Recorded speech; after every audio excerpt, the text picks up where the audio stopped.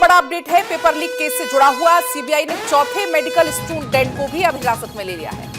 CBI ने Patna AIIMS के चारों डॉक्टर्स को हिरासत में लिया है। चारों मेडिकल स्टूडेंट्स को सीबीआई से पूछताछ कर रही है और इसी बीच अस्मित हमारे साथ जुड़ गए हैं। अस्मित, एक और बड़ा अपडेट इसमें आया है, एक और बड़ी सफलता इसे हम कह सकते हैं।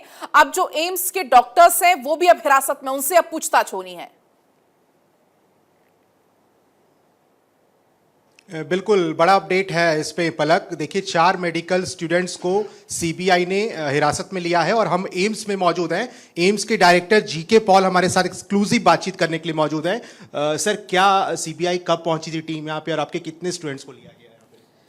कल 17 जुलाई हम जब एक हॉस्टल का राउंड ले रहे थे, हमारे साथ हमारे dean academic doctor Prem Kumar थे, हमारे OSD officer on special duty doctor Anil Kumar, बहुत सारे स्टूडेंट्स है, स्टूडेंट एग्जीक्यूटिव सब थे।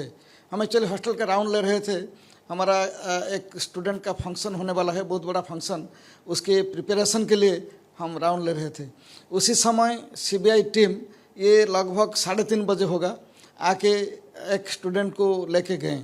इससे पहले उनका एक वरिष्ठ अधिकारी ने ये स्टूडेंट का पिक्चर, उसका मोबाइल नंबर, डिटेल कहाँ ये सब रहते हैं, कहाँ हॉस्टल का कौन सा हॉस्टल है, ये सब इन्फॉर्मेशन हमारा व्हाट्सएप में दे चुके थे। वो लेके गए 3:30 बजे। उसके बाद उनका और एक वरिष्ठ अधिकारी ने हमें फिर कांटेक्ट किए और बाकी 3 स्टूडेंट इसमें इन्वॉल्व हैं ये हमें बताएं। उसके बाद उनका टीम आए, ये हमें रिक्वेस्ट किए कि आप एम्स पटना की तरफ से हमें कोऑपरेट कीजिए, इनको हम इंटरोगेट करेंगे। उसके बाद फिर हमारा जो हॉस्टल वार्डन है, चीफ वार्डन है, डीन स्टूडेंट अफेयर से, इनको सब में इन्फॉर्म किया। ये सब हमारे वरिष्ठ अधिकारी जितने हैं, सब डीन एकेडमिक्स और मेडिकल सुपरिटेंडेंट सब आए और हमारे तरफ से जितने कोऑपरेट हम कर पाएंगे हम किए हैं। इसमें से 2 स्टूडेंट को ये लेके गए। एक स्टूडेंट उसी समय हॉस्टल में था नहीं, वो शाम को जाके उधर इनको रिपोर्ट किया। तो टोटल 4 स्टूडेंट्स सीबीआई हिफाजत में हैं। 4 स्टूडेंट्स, नाम थोड़ा बता पाएंगे कौन कौन वो 4? मैं आपको बताऊंगा। एक है चंदन सिंह, ये जो पहला गया था 3:30 बजे, और दूसरा जो 2 गए 6 बजे आके जो लेके गए, ये हैं राहुल आनंद और करण जैन। और स्टूडेंट जो जाके खुद रिपोर्ट किया है उसका नाम है कुमार सानू।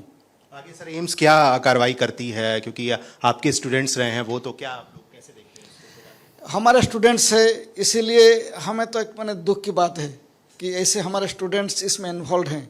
अभी तक तो मुझे जानकारी नहीं है उनका क्या इन्वॉल्वमेंट है, ये सचमुच दोषी हैं कि नहीं, क्योंकि स्टूडेंट का जो रिपोर्ट आया उसके बाद हम इनको पर्सनली अभी तक कांटेक्ट नहीं कर पाए हैं। तुरंत सीबीआई इनको लेके चले गए हैं। ये जो वापस आ जाएंगे, सीबीआई को जो सीबीआई रिपोर्ट आएगा उसके बाद हम भी एक इन्वेस्टिगेशन करेंगे।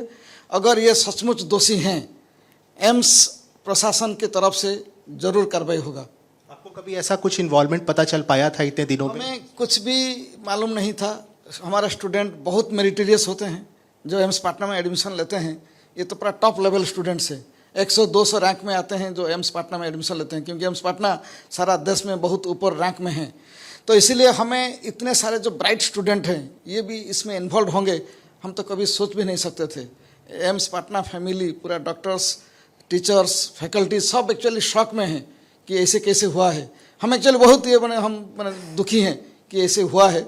अगर ये दोषी साब्यस्त होंगे तो हम जरूर कार्रवाई करेंगे। बिल्कुल। देखिए पलक, हमारे साथ जीके पॉल थे, पटना एम्स के डायरेक्टर हैं और एक्सक्लूसिव बातचीत करते हुए बहुत जानकारी दी है इन्होंने कहा कि कभी पता नहीं चला और दुख है इस बात का कि हमारे स्टूडेंट्स इसमें इन्वॉल्व रहे हैं। आगे क्या होगा, सीबीआई क्या रिपोर्ट पेश करती है, उसके बाद एम्स पटना भी उसी आधार पे आगे कार्रवाई करने वाली है।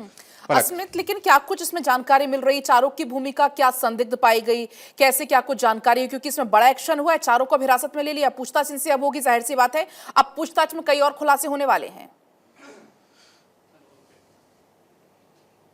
नहीं, बिल्कुल अभी और खुलासे होने बाकी हैं, क्योंकि सीबीआई अभी उन चारों को लेकर के पूछताछ कर रही है और पूछताछ करने के बाद ही आगे कैसे तार जुड़े थे, क्योंकि इसका देखिए पूरा चेन कैसे कैसे हुआ वो थोड़ा हम आपको बता दें पलक। देखिए सबसे पहले क्वेश्चन जो है, पंकज ने ट्रक से आउट किया, यानी कि ट्रक से उसने क्वेश्चन पेपर चोरी की। क्वेश्चन पेपर राजू ने ओएसिस स्कूल के प्रिंसिपल हजारीबाग के एहसान उल हक तक पहुंचाया। एहसान उल हक के थ्रू वो क्वेश्चन पेपर संजीव मुखिया तक गया। संजीव मुखिया ने क्वेश्चन पेपर रॉकी को दिया, रॉकी ने क्वेश्चन पेपर सॉल्व करवाया और फिर ये क्वेश्चन पेपर जो है चिंटू तक आया और चिंटू ने पटना के खेमनी चक स्कूल में उस सभी आंसर्स को रटवाया। ये तमाम अभी तक जो सीबीआई के अपडेट्स हैं वो हम आपको बता रहे हैं और जीके पॉल वही बता रहे थे कि 4 स्टूडेंट्स उनके जिसे सीबीआई ने उठाया है, पूछताछ कर रही है। आगे गिरफ्तारी कैसे होती है ये आने वाले समय में सीबीआई के तरफ से अपडेट्स आएंगे। पलक। अस्मित, क्योंकि हमें याद है जब शुरुआत में ये पूरा मामला सामने आया था उस दौरान भी पटना में ही सबसे पहले पूछताछ का सिलसिला शुरू हुआ था, चाहे वो बच्चों से हो चाहे उनके पेरेंट्स से हो। और उसके बाद जब गिरफ्तारी हुई, जिसकी इन्वॉल्वमेंट सामने आती है, गिरफ्तारियां भी इसमें होती गई। हजारीबाग से भी बाद में गिरफ्तारी हुई। तो अब तक अगर हम गिरफ्तारियों का जिक्र करें, कितनी गिरफ्तारियां अब तक हो चुकी है इस पूरे मामले में?